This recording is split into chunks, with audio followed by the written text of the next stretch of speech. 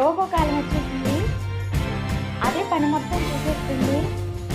పిల్లలు మీరు చదువుకుని ప్రయోజనం అవ్వకపోతే ముందు ముందు కూలి పని కూడా దొరికే పరిస్థితి లేదు. చక్కగా చదువుకోండి. చూడండి పిల్లలు, రోబో